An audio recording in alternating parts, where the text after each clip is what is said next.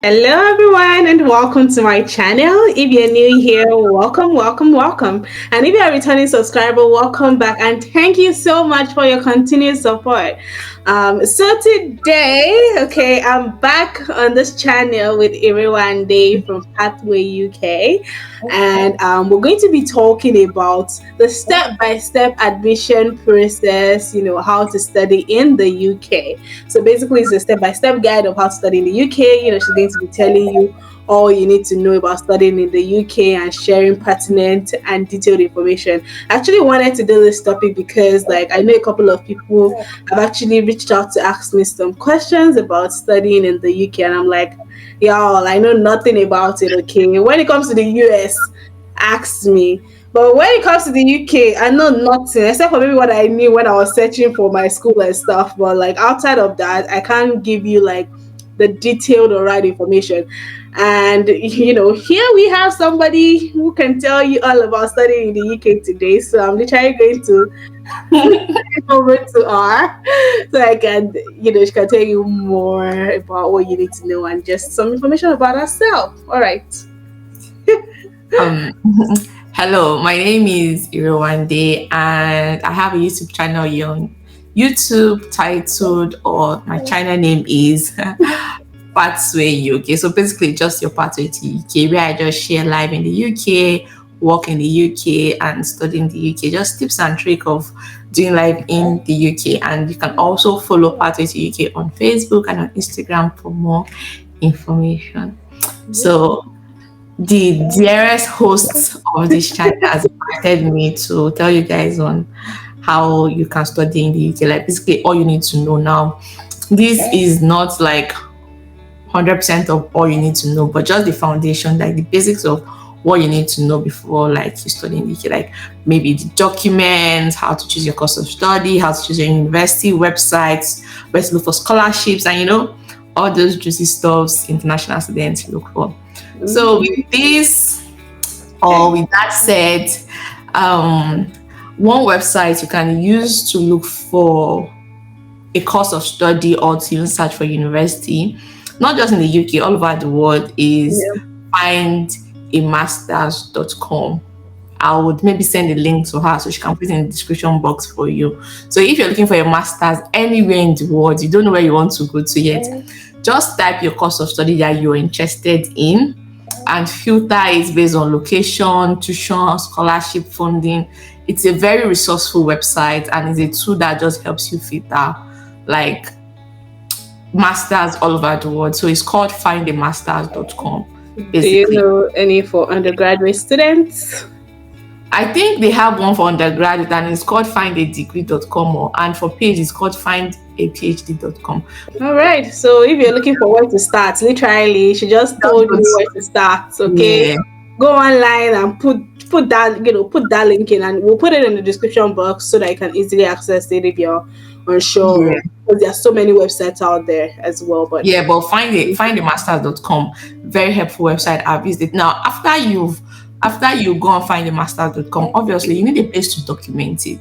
You can do it the old-fashioned way of getting a biro, a book, a paper, and you can also use an Excel sheet, or you can just use Google Word and create a table. I have a video on that on my channel, how to choose a course of study and how to filter your university and things like that. Yeah. So once you find a masters.com, if you see a course that you like or is related to what you like and has funding or scholarship, take note of it, please. Don't just put it in your head, because how many do you want to put in your head? So take note of it, write it down in your book, or go and put it in your Google Doc or your Excel spreadsheet, and just start noting everything down. So you want to base it on your personal circumstances and what you really want, probably your destination. If it's America you want, if you understand the immigration system in America, if it's UK, Canada, US. But since we were talking about UK, I'll stick to UK. So you can use this principle for any study destination, really. So if you're interested in the UK, you need to know what your main goal is for going to study abroad or for coming to study here in the UK. For instance, if you want to be like me and you want to become a British citizen after you study and work, live here, and just be a British citizen basically. Now you need to identify that there are some course of study you would need to do in this UK that will be relevant, and there are some that if you do, it will take the grace of God and the prophet to help you get work when you are done. Course of study you really want to lean towards if you want to stay back in the UK and if you want to look for a job and work in the UK is courses in technology related fields, engineering, education, healthcare, and finance. Those are like the field you want to go to. Now, if you probably studied English education, you can probably do an MSc in education. So you really don't need to totally alter your course of study just to fit into. You can look at what you really, really like to do. If maybe you're a nurse, for example, you can just do MSc nursing. You don't need to go farish. So that's why I use terms that captures a whole lot of degree. Like if you talk about healthcare, you talk about people who are considered medical doctors, nurses, pharmacists, therapy, all those courses, they are under healthcare. If you talk about engineering, you have civil engineering, mechanical, electronic, electrical, computer engineer. There are a lot of engineering courses. If you talk about education, there are different aspects of education.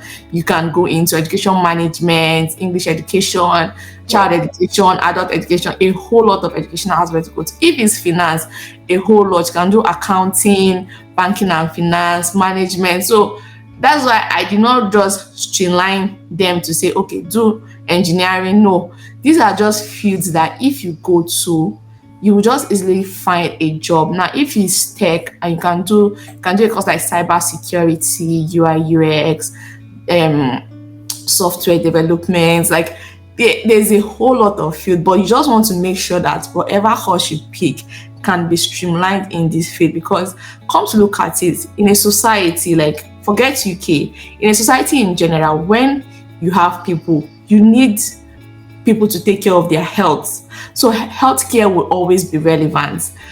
When there's people in a society, they will spend money. So finance would always be relevant. Yes, when you have people in a society, obviously they will get educated. Their children themselves, they will need education. They will need someone to teach or manage in education. So it's just common sense of, if there's a society, what would they be like?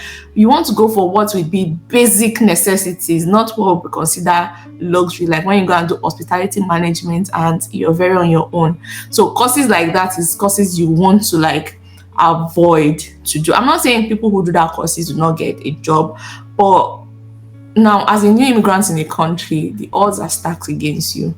So you really want to do a course where it will just be easy for you to get a job and get someone to sponsor your visa, and you don't have, like, why make your life stressful when the process is already stressful? Like, just go for a course that that falls under health, finance, engineering, education. Like, you'll be fine when you go for courses in that field. So that's one thing you want to do when you're looking for a course of study. Now, you want to know your university and know the tuition fee. You want to know if you can afford the tuition fee, because most UK universities do not offer scholarships like that, like full tuition fee. However, you can get scholarship like the Sharing and Commonwealth Scholarship, where they would pay your tuition fee 100% and they won't give you stipend, so you can check into that.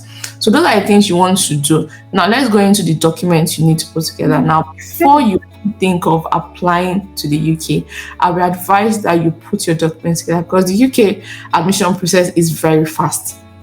It takes between 3 weeks to a month to get a reply. Some people even get a reply in 2 weeks. So it's very fast. So you don't want to be putting one document, you now wait like for OU to process your transcript after like 4 months. You now come and put another one.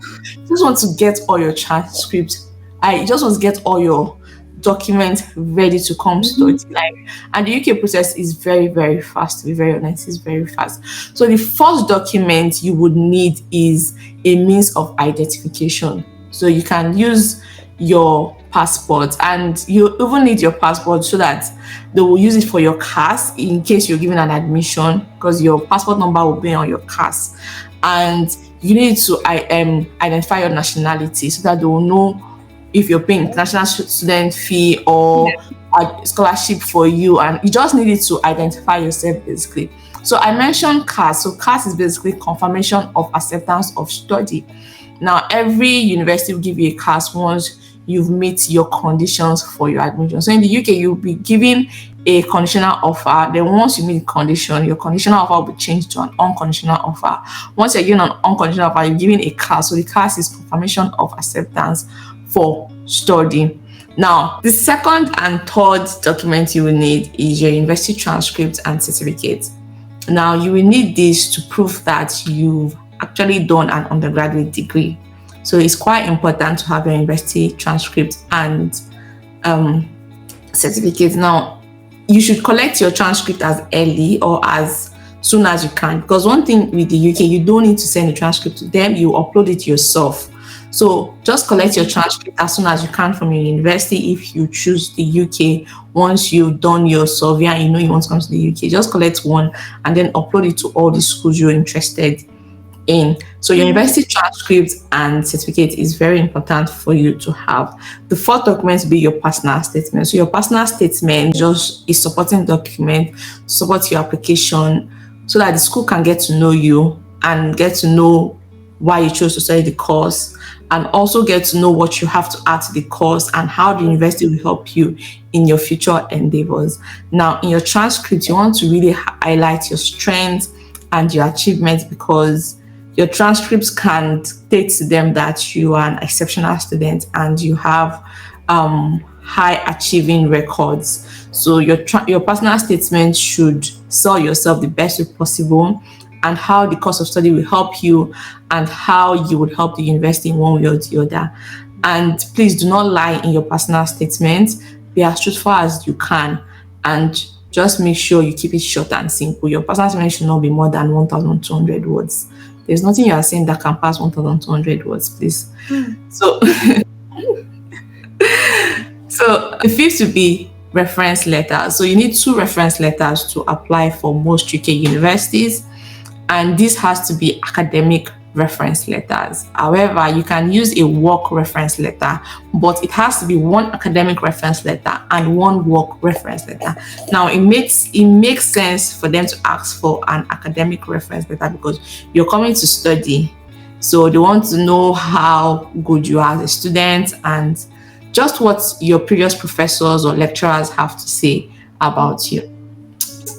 The 6th will be proof of English language. Now, as a Nigerian applying to study in the UK, you can actually use your WAEC results to study. Nice. Yes, you can use your WAEC results to prove that you can speak English. However, you must not get less than C6 in your WAEC results. So if you have less than C6, you probably have to write TOEFL or maybe IELTS. Test of English. You have to write test of English example. You can actually use your WAEC results. So that's one of the good things about studying here in the UK. The 7th will be your CV. So your CV is just to see how your previous experience match the course of study you've chosen, and just to see if you have a background. So for instance, in the UK, your first degree necessarily don't need to relate to your second degree you want to do. Your work experience might be the link to your second degree. So if you have lots of work experience in a particular field, you can apply to do a master's degree in that field, even if your first degree is not in that field. So that's one of the good things of studying here in the UK. So basically, these are all the 7 documents you would need, like primary. These are the documents I use for my application. So these are like the 7 documents you will need to apply for a master's degree here in the UK. Okay, thank you for that. I do have a question though. Like, what about the application fee? Like, do you pay an application fee to study? No, you don't pay. To apply. So for most UK universities, I would say for 90% of UK universities and courses, you don't need to pay application fee, to be very honest. That's nice. You only need to pay application fee for maybe competitive universities and some competitive courses. So I think the schools I've seen that collect application fee are like Oxford, Cambridge, and UCL, and that's like for their MBA program. And most UK universities don't need to write GRE and GMAT, but again, some competitive universities will require you to write GRE and GMAT. GRE or GMAT, not the 2. One of the two, yeah. Yeah. And the admission process, you said, like, literally takes no longer than like a month. Yeah, within a month, you should get a Mhm. reply. That's good. Yeah. That's Yeah. really really good. So like outside of this so now that we've talked about like the application requirements and everything, what about like the visa process? So how does it really work? So you get admitted, you have to like go for Okay, the before we go to the visa, I want to mention that some schools you would have to do interview if you're applying for some scholarship opportunities. So you have to do yeah. interview. And some schools you don't have to interview at all. Like Mhm. you just get your admission. But some schools you have to do like interview. They'll interview you before they give you like the admission. But I've never done interview. But I know people who have done interviews, but Yeah. I've never done interview. And I oh, I'm going to actually ask just to as an addition to that, like, is there like a timeline for admission? Like, is there a time that you have to apply? Or you can apply anytime. I think for UK admission, you can apply all year round, but Okay. it's just that they have intake. So they have September intake, January intake, May intake. So if your school does not have January intake, that means you have to wait till May. If they don't have May intake, you have to wait till September. But one thing I know is that all universities in the UK usually used to have September, October intake. So if you want to study September, October, I would actually advise you start in May so you can just finish off the process early and you can get scholarships. Although in the UK it's hard for you to get 100% scholarship on your tuition, but you can get 10%, 20%, 30%, even up to 60% of your tuition fee.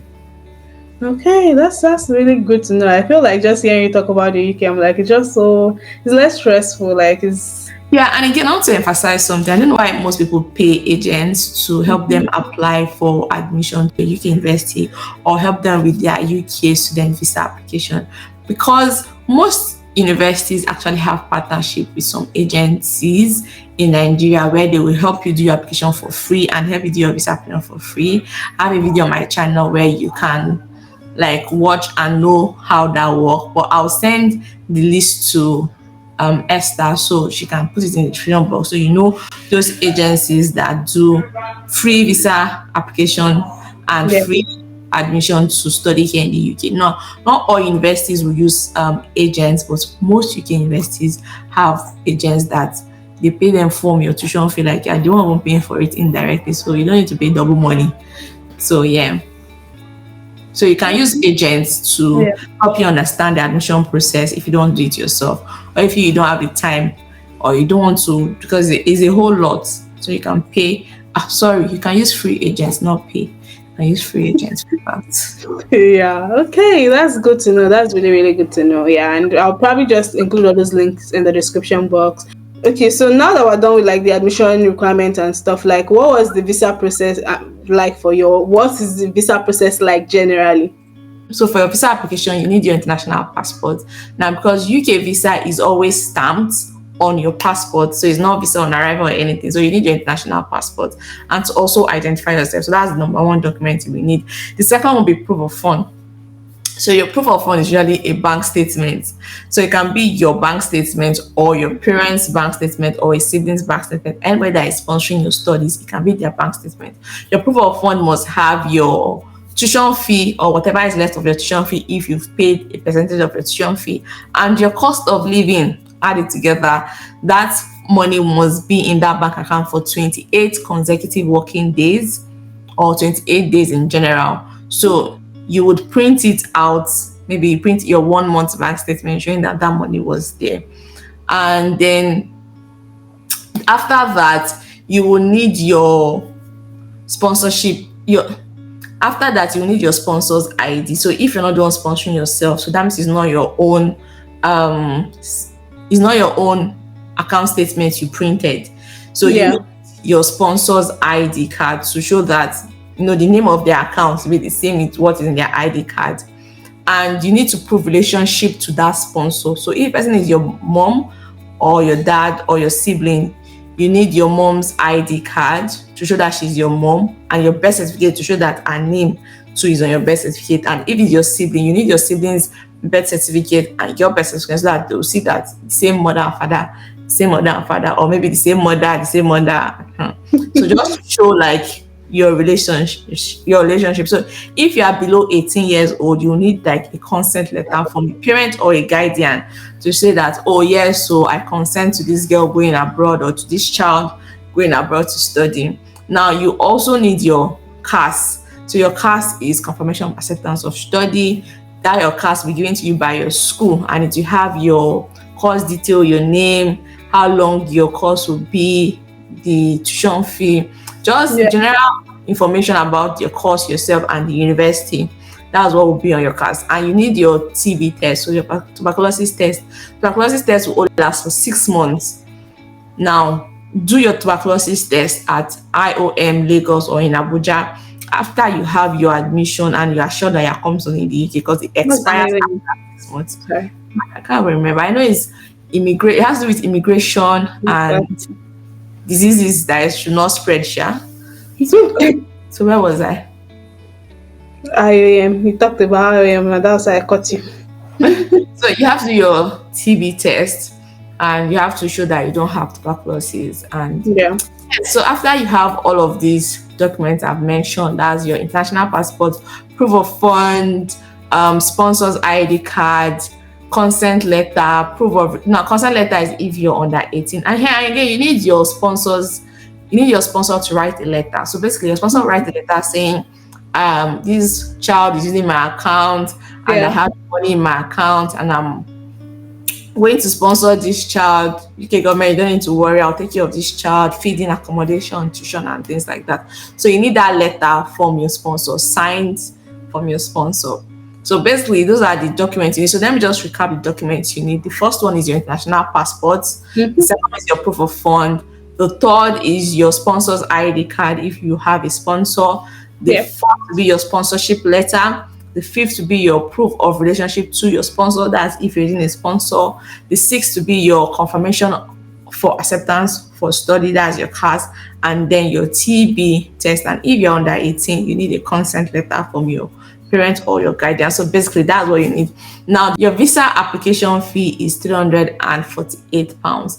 Please check because it can change. Because the UK immigration law, money, everything, it used to change yearly, like it changes every time. So it probably might not be what I'm saying. That's what it is. Please don't take my word for it. Check. But as at the time, like what I know generally, I don't know if it has changed, is £348 for the tuition fee. Now, in the UK, you have to pay what's called the health surcharge fee. It's more like your health insurance. When you pay that money and it comes to the UK, you don't have to pay if you use the public healthcare system. But if you use the private healthcare system, you're very on your own. But if you use the public healthcare system, you don't have to pay. The surcharge covers it, and you get like your NHS number. Yeah. When it comes to the UK, once you register with the GP. So basically, when you pay your NHS fee, as at the time I'm doing this video, what I know that is the NHS fee is £710 or £705. So basically, it's a yearly payment that you pay all together when you're applying for a visa. So if your visa is for 2 years, you pay £710 times 2. I don't know if you get what I'm saying. Like that'll be 400, I guess. So that'll be 1,400 plus the visa money of £348. So basically, that's what you would add together, and you have to pay it at once. So now, if your visa is rejected, they will return your NHS money to you, but they will not return your visa money to you. Because they processed the visa, it was just rejected, so the money has been used. So that's it. So once you pay for your NHS fee and your visa application fee, it will automatically take you to another website, and that website you will book appointment for your biometrics. So you would actually go. I think they have a center in Lagos and they have a center in Abuja. In Lagos, they have a center in Ikeja and they have on the island. So you will go there. You will take your passport and they'll take your profile picture and then they'll take your fingerprint. So basically, that's what they call biometrics. So you just go there. And so you upload your documents on the website. After you pay your visa application fee, that's when you upload your documents. Now, the website where you book an appointment for your biometrics is the website where you upload your documents. And once you submit, so 3 weeks after you upload your documents, That's when you get a reply from the UK government or from the immigration office. But I think now they say it takes 6 weeks to get a reply. I'm not sure. Please Interesting. check. But basically, it's always 3 weeks. After 3 weeks, you get a reply. And UK people, they like money. Like UK immigration system, they like money. So they have services that can make you get your visa decision fast. So it's called the super priority service or the priority service. Now, the priority service, you get a decision within 5 days, and the 5 to 7 days. Sorry, the priority service, you get a decision between 5 to 7 working days, and then the super priority, you get a decision within 24 hours.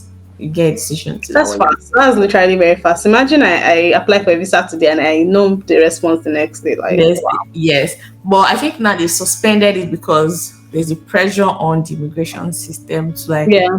do some other things that is not related to studying. Some other things, shine, some other part of Mhm. the world. But now they've put a pause on the priority and super priority services.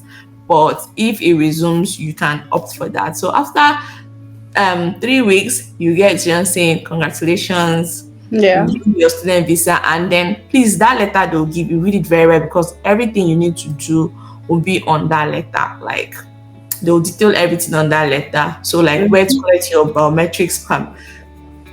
Please, when they give you that letter, read that letter very well because on that letter they'll detail what to do when you get to the UK and what not to do when you get to the UK.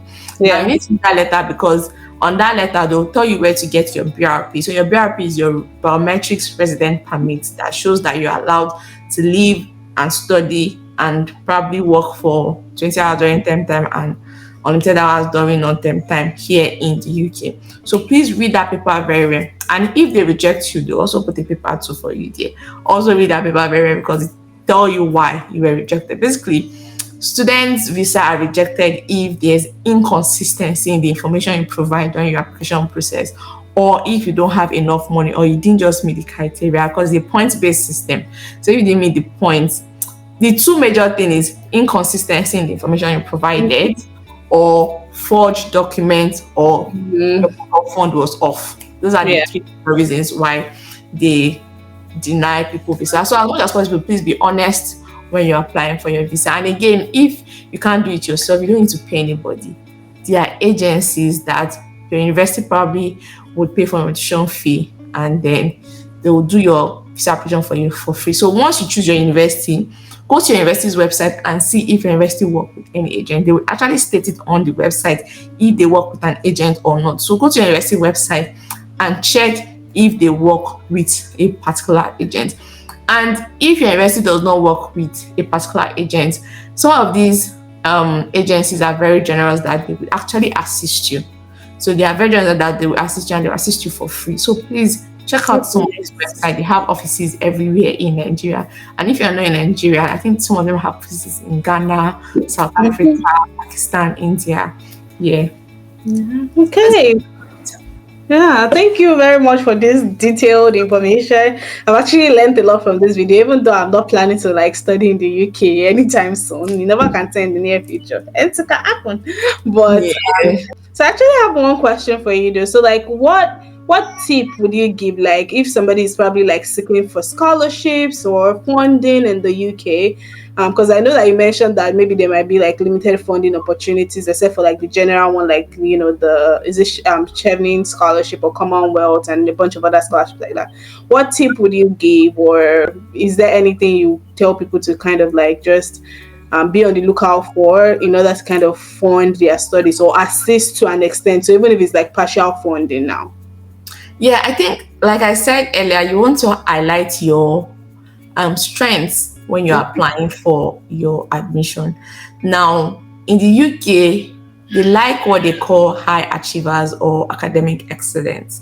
Now, a way to show that you are a high achieving student or you can be considered as a student who is excellent academically is if you have a first class in your first degree or you have intensive and relative work experience to the degree you want to do, or even if you have a GPA or a GP that is above 4.0 over 5. So you can show that you have academic excellence. And people in that category gets put in for scholarship, they just consider you automatically. So that's another thing you want to highlight when you're doing your application. Now you can even get as high as 60% off, but rarely will you get 100%. And you have to do interview. In your interview, again, bring your A game. Do not lie. Highlight your strengths. Talk Yeah. about yourself with confidence. Answer the questions as truthful as you can.